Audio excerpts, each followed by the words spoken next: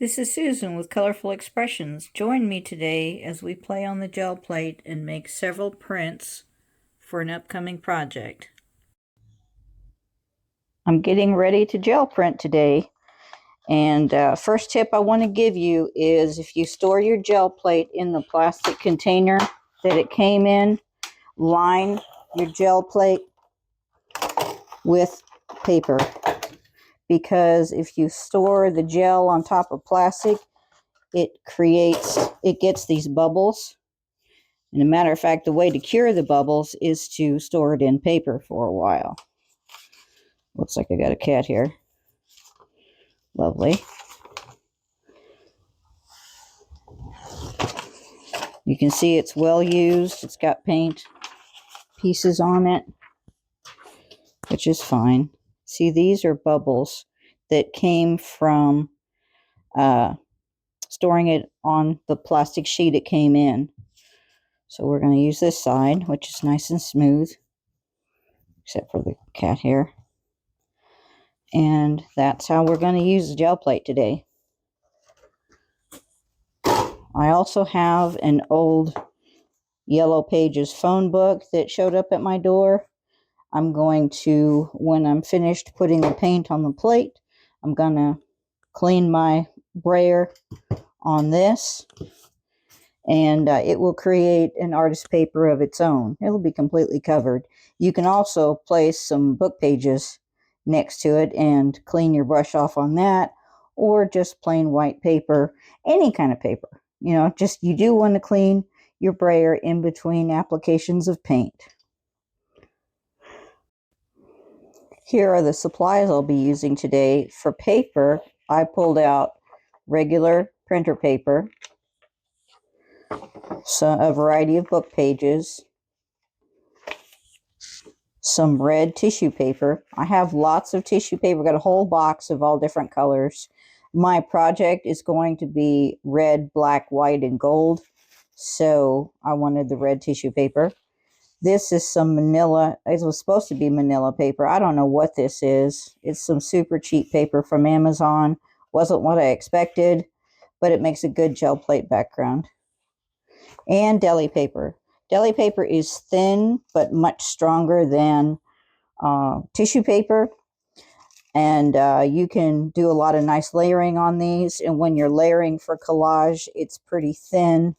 Also, you want to use the rough side down, and the way it comes out of the box, this is the rough side and this is the smooth side. So I'm just going to have the box set aside, and I'll grab a sheet as I need it. For jelly printing, you really don't need a super expensive paint. The most expensive is the Liquitex Basics, which is pretty reasonable. And then I have some Craft Smart from Michaels. I've got some off-brands from Joann's. Artist Loft. This is the white. It's a white metallic. That's going to be my white. I'm going to use 2 shades of gold, several shades of red. This is a rose gold. I may or may not use that. My project is a specific color scheme. That's why I'm using these colors today. And the thing is, with gel printing, it's good to decide on a color range before you get started. Otherwise, you might end up with a bunch of mud. You might end up with all same color schemes. So I have one day to do a variety of greens, one day to do blues, one day to do earth tones and metallics. I actually put metallics in everything, so every day is a metallic day. You don't need expensive paint. You can pull out your golden. You can, if they have a color in the expensive tubes that you can't get anywhere else, then by all means. But it's going to look wonderful with just these types of paints. I'm going to try and use up my Daler Rowney. For one thing, these stupid little caps always weld themselves to the paint, and they're hard to, and my hands are going to get it to be a mess today. So I'm going to use those up because I don't like them. And it's a good way to get rid of old paint too. If you have some that you don't use anymore, then pull them out and do a bunch of jelly printing. It'll be really pretty in a collage.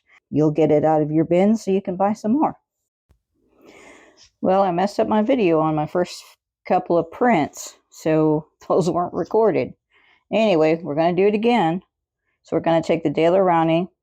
On the tube paints, I kind of like to squeeze it out onto a brush to more easily spread it out.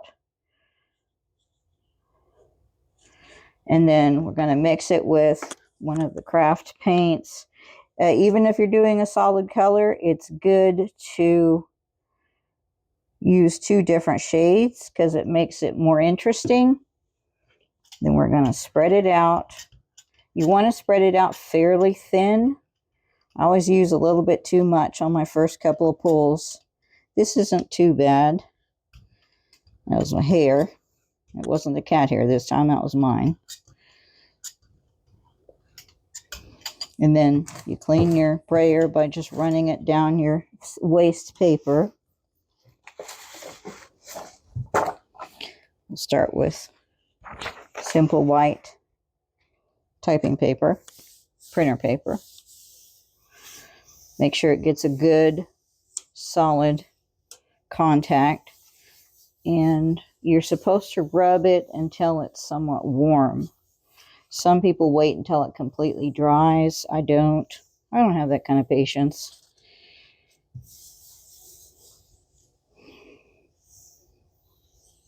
And then you pull it off the plate, and this is the result. A nice mix of reds. Now you've got paint left on the plate, and this is a good thing because you put something over top of that, and then the thin coat of gold, and then you're going to get some red texture with a gold background. So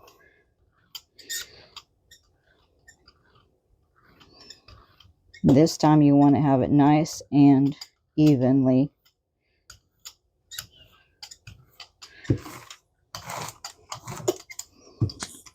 Put your paper down.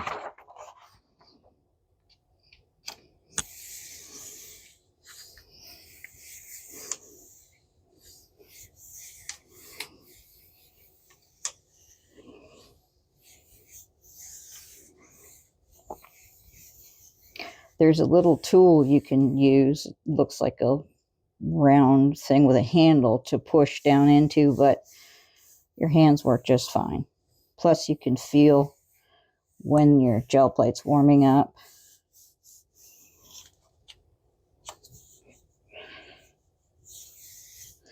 Pull the print.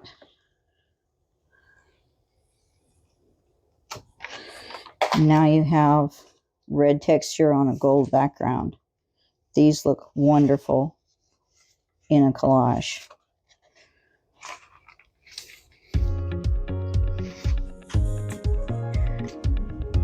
Now I'm going to pull a variety of backgrounds and speed it up for you.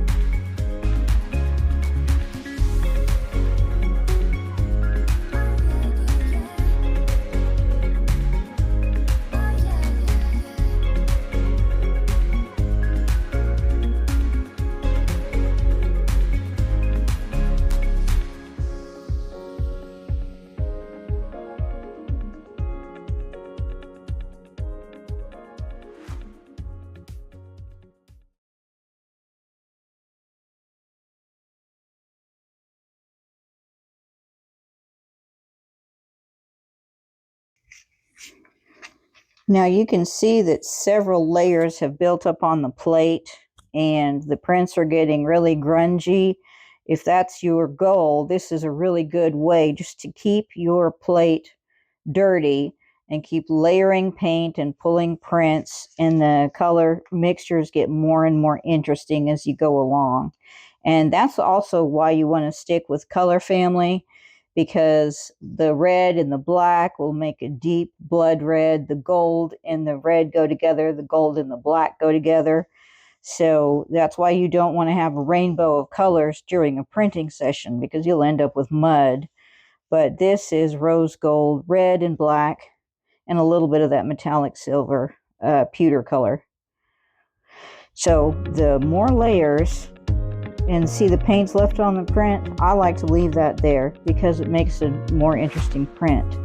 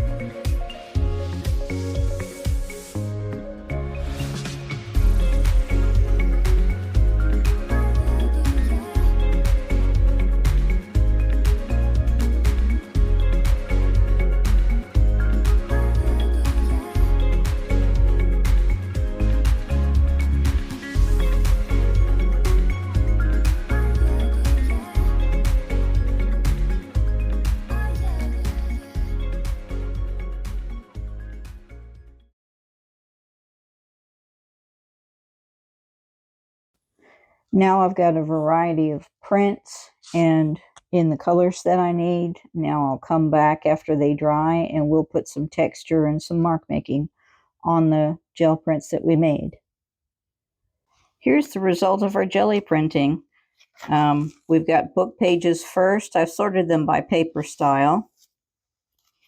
I really like these grayish, grungy papers. Here's a gold one with a little bit of black. Another one. This is the red tissue paper with gold on top. This is the red tissue paper with using that metallic, it was the metallic charcoal gray. And it made a really interesting color. Now these are the deli pages. I accidentally put some wet pages on top of each other. Tearing happening here. We can print on top of that. Here's some very grungy red with a little bit of black. This is kind of a cherry red. It's not the color I need for my project. This is a ruddy one. This is black and gold. When you have two colors and they're very different, don't mix them up too much. Just mix them and just roll them enough to cover the plate, and then you'll have these nice shapes. Some more red, some very black. Now this is the printer paper. This is going to have designs put on top of it. Some gold and black and a little bit of that rose gold. Good red and gold. A very nice red background. And this is rose gold. I really like the way this shimmers. This is red and gold again. And this is when we had just a ghost print on the plate and we put gold over it. This is the texture after doing a tissue paper print. Tissue paper leaves a lot of texture on the plate, so you put another color over it and you get that texture in your next print. Pretty solid. And some black and gold on this yellow paper. I am not happy with this yellow paper, and I'm thinking I'm going to donate this to the senior home or something, or use it for drawing practice. I've chosen some solid backgrounds that I'm going to put texture on. I have a potato sack. I have some bubble wrap. I'm going to experiment with some dryer sheets. And I have a couple of stencils. My theme is going to be diamonds. So I have a couple. I've got triangles. I've got diamonds. We can put texture on top of diamonds. And then I have a very small diamond template. These all came from Amazon several years ago. Also nearby, I have got a pan of water. So once I've used my stencil, I drop it in a pan of water. I've used this several times. It's still fairly clean. It's got some spots of paint on it or ink, but I like to, this is that archival ink, but I like to keep my stencils as clean as I can. So I always drop them in water while I'm working on them so that the paint dissolves off of them. In my project, I'm going to use diamonds, repeating shapes throughout the journal as I decorate it. So I've got a little stencil here that is a very small diamond shape. And I'm using archival ink. And I had to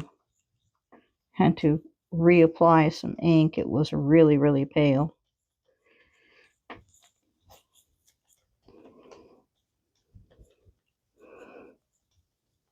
And I'm making sort of a subtle pattern using a medium dark background and not fully dark ink, because the front cover is going to have some gold diamonds on them, and I don't want the background images to fight with the cover.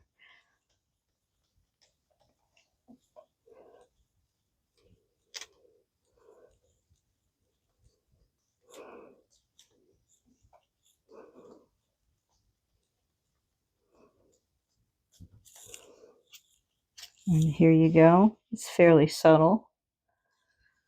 And then I've got some large diamonds.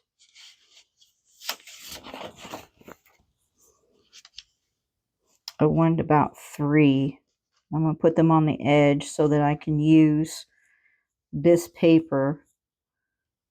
And this time I'm going to use some acrylic paint. This is just my Liquitex. I have to be very careful because it can get under the edge very easily, especially since this is such a large, it's such a large stencil. But the acrylic paint makes a much darker image.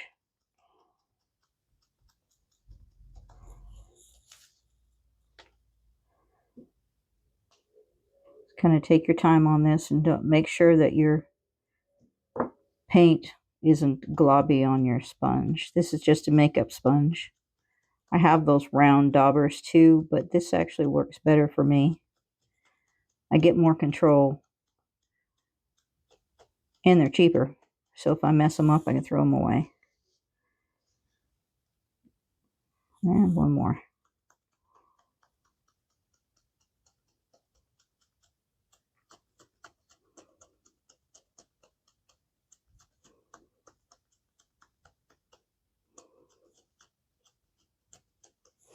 All right. There we go. So now we've got the two textures that I needed. The rest of the pages, I'm just going to add some texture from the gel plate just to make the prints more interesting, because they're mostly solid and they could look a little more interesting. The first texture I want to try is the dryer sheets. I've never used these, and I've been holding on to a few just to see what they would do. I have not done jelly printing in a while, so apparently some of my paints have gotten old.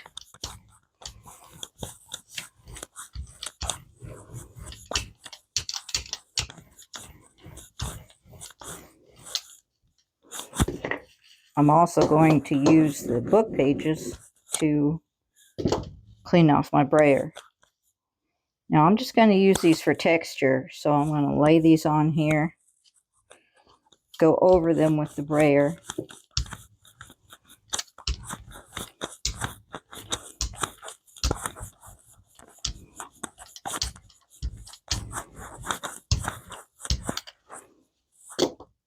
Take them off and cover them with book pages. Can't have enough gold book pages. They'll always come in handy.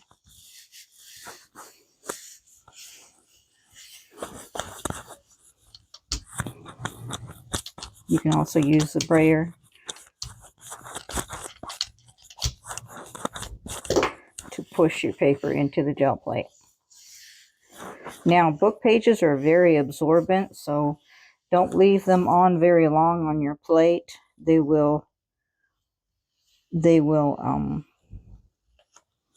stick to the plate and the paper will separate.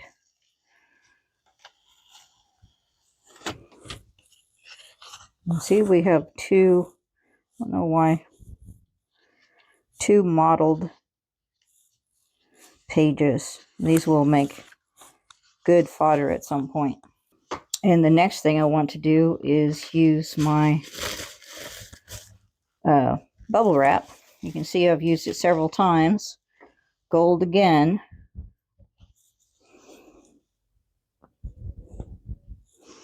I didn't choose many gold backgrounds, so we're putting gold on as texture.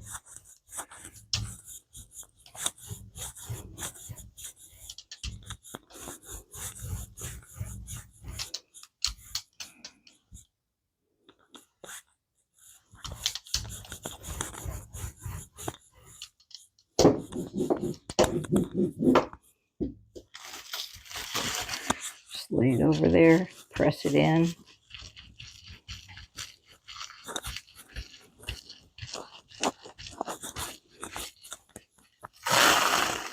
Oh, so it took some of my blue paint off.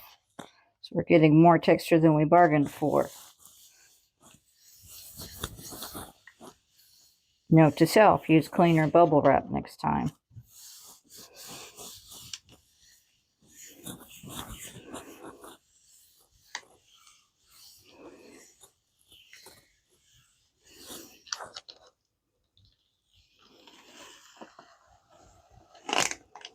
But it turned out really nice. It's very subtle. You can see the impressions of circles right here and right here. That's going to make nice texture. Now this still has circle texture. So what we'll do is pull a print with clean paper. Just do some red. Need a fairly thin coat.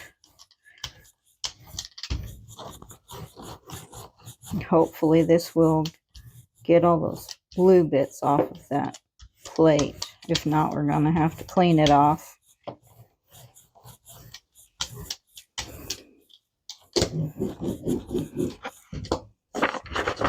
Just going to use the back of this, so I couldn't find my blank paper.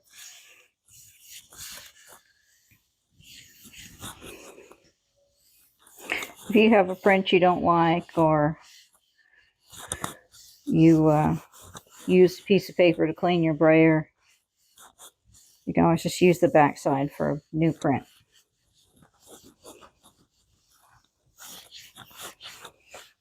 Sorry about the camera shaking. Got to push down pretty hard.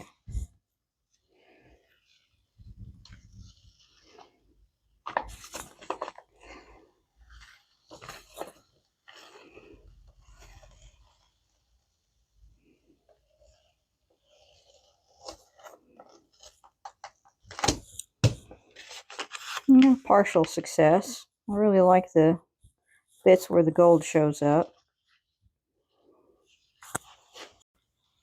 This time we're going to use clean bubble wrap and a little bit more paint. That one print was too subtle, so I am going to just redo it, the same print.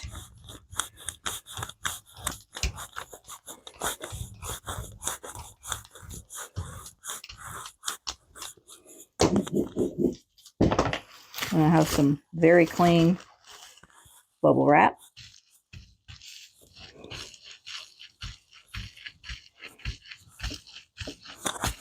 And I'm going to put this in water so that it cleans off.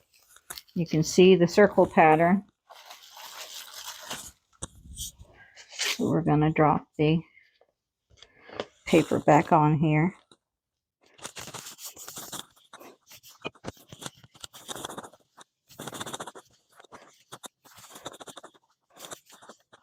Now that this print already has paint on it, it's actually going to be a little bit stronger, and the paper will be less likely to separate and stick to your plate if you have too much wet paint.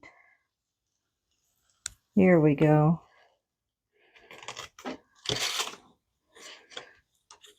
Now our overall pattern is on there. It's subtle, but you can see it, and it'll make a good background texture. Matter of fact, I think I'm going to cut my gold diamonds out of this page. We're going to leave this texture on here, and now we're going to use some potato sack. Let's see. Now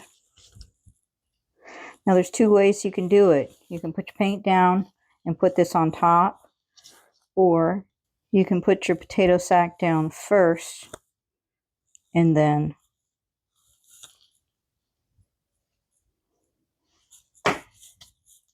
apply your paint through it.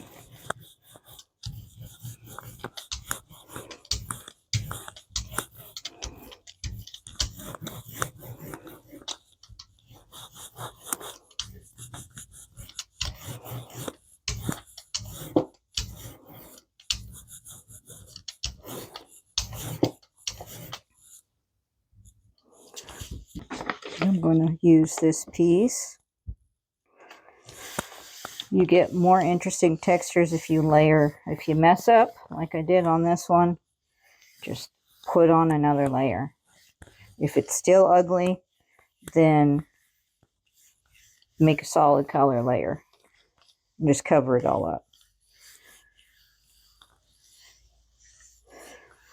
But the more layers, the more you can see through the layers, the more interesting your print is going to be.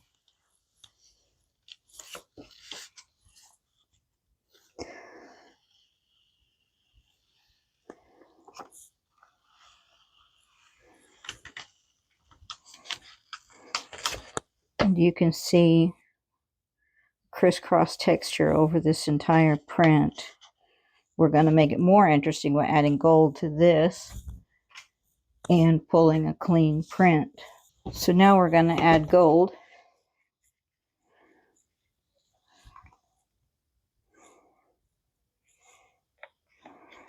and try and get all of the rest of this red texture up.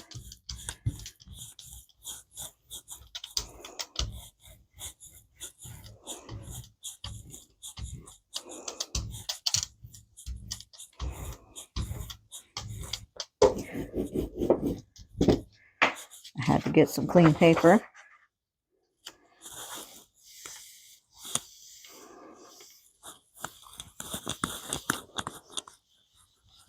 There's more texture on the edges, so I'm paying attention to smooth down the edges.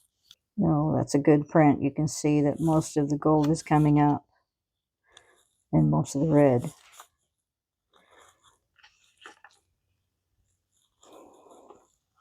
And you can see that subtle square designs.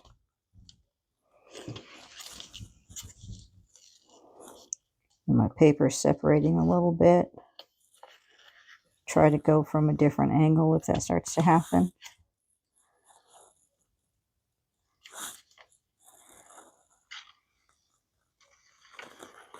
So that's a good print. And you can use it with white in it, that's no problem. But there you have the potato sack. One of my favorite prints is, it's actually red, white, and blue with the potato sack. That's where this blue came from. And I had layered it and done it twice. First with blue, then with red on it. And you could see some of the white of the background. It really turned out nice. And there you have it. A whole stack of prints with different textures and colors, all done on the gel plate. If you like this video, please like and subscribe.